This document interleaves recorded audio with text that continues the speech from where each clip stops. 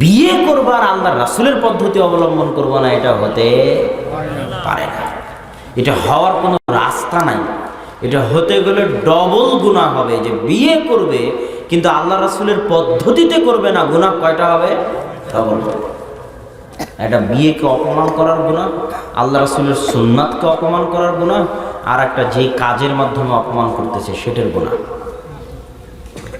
কিন্তু আমাদের দেশে বিবাহী ৯৯টারও বেশি বিবাহ ইসলাম বিরোধী বিবাহ, ইসলামকে অপমান করা মূলক বিবাহ, ইসলামের যাবতীয় বিধিবিধান লঙ্ঘনমূলক বিবাহ। এই বিবাহ দিয়ে আদর্শ পরিবার গঠন করা সম্ভব নয়। আদর্শ পরিবার গঠন করতে হলে সর্বপ্রথম বিবাহ হতে হবে বিশুদ্ধ এবং পবিত্র। আর বিবাহ বিশুদ্ধ এবং পবিত্র হওয়ার দুইটা মাধ্যম। কয়টা মাধ্যম? দুইটা মাধ্যম। এক, বিবাহ যেন প্রেম করে বিবাহ না হয়। বিবাহ যেন কি করে না হয়? প্রেম করে বিবাহ না হয়। যুবকেরা ধোঁকা দেয় নিজেদেরকে যে আমি যার সাথে প্রেম করি সে অনেক পরহেজগার, তাকওয়াবান, 5 ওয়াক্ত সালাত আদায় করে, হিজাব করে। ধোঁকা দেয় না যুবক? তুমি নিজেকে ধোঁকার মধ্যে রেখেছ। কেন? প্রেমকে ইসলাম কোনো সময় প্রেম বলেনি। প্রেমকে ইসলাম কি বলেছে? কি বলেছে? জোরে বলেন। জেনা বলেছে। এই জন্য কেউ যদি প্রেম ভালোবাসাকে প্রেম ভালোবাসা বলে তাহলেও ইসলামের অপমান করা হবে। বলতে হবে জেনা। বলতে হবে কি? জেনা। ভালোবাসা তো বাপ মায়ের সাথে হয়, ভালোবাসা স্বামী স্ত্রীতে হয়। স্বামী স্ত্রীর ভালোবাসাকে ইসলাম ভালোবাসা মানতে রাজি। বাপ মায়ের ভালোবাসাকে ভালোবাসা মানতে ইসলাম রাজি। পিতা পুত্রের ভালোবাসাকে ভালোবাসা মানতে ইসলাম রাজি। ছাত্র শিক্ষকের মধ্যে ভালোবাসাকে ভালোবাসা মানতে ইসলাম রাজি। নবী রাসূল এবং তার অনুসারীদের মধ্যে ভালোবাসাকে ভালোবাসা মানতে ইসলাম রাজি। আল্লাহ এবং তার বান্দার মধ্যে ভালোবাসাকে ভালোবাসা মানতে ইসলাম রাজি। কিন্তু বিবাহ বহির্ভূত নারী পুরুষের ভালোবাসাকে ইসলাম কি বলে? জেনা করে। আর যে মেয়ে জেনা করে সে ভালো হতে পারে না।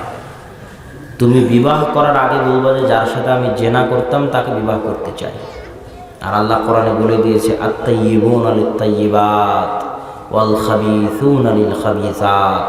জেনাকারীরা জেনাকারিনীদের জন্য, আর পবিত্ররা পবিত্রদের জন্য। অতএব যুবক, এখনই সতর্ক হও।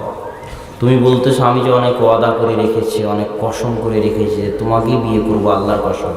তাহলে গুনাহের উপর যে কসম হয় ওই কসমের কোনো মূল্য নাই। কাফারা দিয়ে কসম ভেঙে দাও। কিন্তু এমন একজন মেয়েকে বিবাহ করতে হবে, এমন একজন মেয়েকে বিবাহ করতে হবে যে পরিবারে পানি দিতে পারবে। পরিবারে কি দিতে পারবে? পানি। পরিবারে পানি দেওয়া বুঝেন? একটা গাছ বড় হওয়ার জন্য, একটা বাগান বড় হওয়ার জন্য ওই গাছের গোড়ায় পানি দিতে হয় না? ওই পানি দেওয়ার একজন লোক লাগে না? লাগে না? যে ওই গাছটাকে পানি দিবে, বেড়া দিয়ে ঘিরে দিবে যেন গরু ছাগলরা না খায়, এরকম একজন লোকের প্রয়োজন আছে না নাই? একটি আদর্শ পরিবার গঠন করার জন্য পরিবারের গোড়ায় পানি ঢালার মতো এরকম একজন স্ত্রীর প্রয়োজন আছে। যে স্ত্রী এমন হবে যার তাকওয়া পরহেজগারতের কারণে আল্লাহ তার দোয়াকে কবুল করবে। আপনার গুনাহের কারণে তো আপনার দোয়া কবুল হয় না, হয়ই না। আপনার স্ত্রীরও যদি দোয়া কবুল না হয়, আপনার সন্তানদের মায়ের যদি দোয়া কবুল না হয়, তাহলে পরিবার তো মাঠে মারা গেছে। এই পরিবারের কোনো হেফাজতকারী নেই, এই পরিবারের কোনো বাপ মা নেই। আর যে মেয়ে প্রেম করে তার দোয়া আল্লাহ কবুল করবে?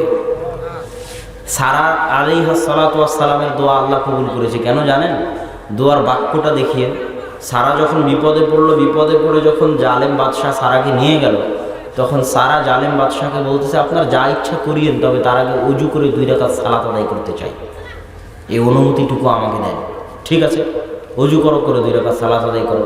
সারা অজু করলেন, অজু করে 2 রাকাত সালাত আদায় করে আল্লাহকে বলছেন আল্লাহুম্মা ইন কুনতা তা'লাম, হে আল্লাহ আপনি যদি জেনে থাকেন আমি সারা আমার লজ্জা স্থানের হেফাজত করেছি, আমার আমানতের হেফাজত করেছি, আমার আমানতের খেয়ানত করিনি, এই মুখ দিয়ে কোনোদিন প্রেমালাপে লিপ্ত হইনি, আমার লজ্জা স্থানকে আমার স্বামী ছাড়া কাউকে ব্যবহার করতে দিইনি, তাহলে আজকের এই দিনে লা তুসাল্লিত আলাইয়াল কাফের, এই বিপদের মুহূর্তে কাফেরকে আমার উপর জয় করিয়েন না। দোয়া শেষ হয়নি, সাথে সাথে জালেম বাদশা পড়ে গেছে, হাত পা অবশ হয়ে গেছে। কেননা মহিলা যখন পবিত্র হয় তখন আল্লাহ তার দোয়া ফিরিয়ে দেয় না। তাহলে তুমি এমন মেয়েকে বিবাহ করতে যাচ্ছ যার দোয়াই কবুল হবে না, তাহলে তোমার পরিবারের বাপ মাই নাই, তোমার পরিবারের কোনো হেফাজতকারী নাই, তোমার সন্তানদের জন্য দোয়া করার মতো কেউ নয় যার দোয়া আল্লাহ কবুল করবে। তুমি বিপদে পড়লেও দোয়া করার মতো কেউ নাই যার দোয়া আল্লাহ কবুল করবে। পরিবারের গোড়ায় পানি ঢালার মতো কেউ নাই যে পরিবারকে গড়ে তুলবে। এই পরিবার তো মাঠে মারা গেছে, এই পরিবারের শুরুই ধ্বংস, এই পরিবারের শুরুই ধ্বংস, এই পরিবারের শুরুই ধ্বংস। অতএব যুবক, তাৎক্ষণিক সুখ এবং শান্তির জন্য দীর্ঘস্থায়ীভাবে পরিবারকে মাঠে হত্যা করিও না। তাৎক্ষণিক নিজের জেদ এবং নিজের আবেগকে প্রাধান্য দিতে গিয়ে দীর্ঘস্থায়ীভাবে পরিবারকে ধ্বংস করিও না। তওবা করে ফিরে আসো এবং তাকওয়াবান পরহেজগার মেয়েকেই বিবাহ করো, যার সাথে তুমি কোনোদিন প্রেম করোনি, যার সাথে তুমি কোনোদিন জেনা করোনি, তাকেই বিবাহ করো। হয়তো আল্লাহ সুবহানাহু ওয়া তাআলা তার দোয়া কবুল করতে পারে, সে তোমার পরিবারের জন্য গাছের গোড়ায় পানি দানকারিনী হতে পারে। এই জন্য রাসূল সাল্লাল্লাহু আলাইহি ওয়াসাল্লাম বলেছেন, তুনকাহুল মারআতু লিআরবাঈন, মেয়েদেরকে সাধারণত বিবাহ করা হয় চারটি জিনিস দেখে: বংশমর্যাদা, সৌন্দর্য, টাকা পয়সা, পরহেজগারিতা। কিছুই যদি না থাকে, বংশমর্যাদা নাই, টাকা পয়সা নাই, সৌন্দর্যতা নাই, তো কমসে কম কি দেখিও? দিনদারিতা দেখিও। আচ্ছা, ছেলেকে বিবাহ করার ক্ষেত্রে কি আল্লাহ রাসূলের কথা বলেছে?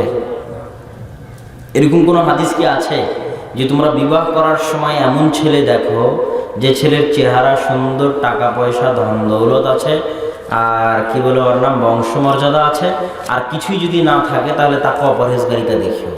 এরকম কিন্তু হাদিস নাই। কেননা ছেলের বিবাহ করার শর্ত হচ্ছে কয়েকটা। ছেলের বিবাহ করার শর্ত হচ্ছে শারীরিক শক্তি আছে। কথা বুঝতে পারছেন? বউকে নিয়ন্ত্রণে রাখতে পারবে সেই শারীরিক শক্তি আছে। দুই, বউকে খাওয়াতে পারবে ওই রকম টাকা পয়সা উপার্জনের যোগ্যতা তার মধ্যে আছে।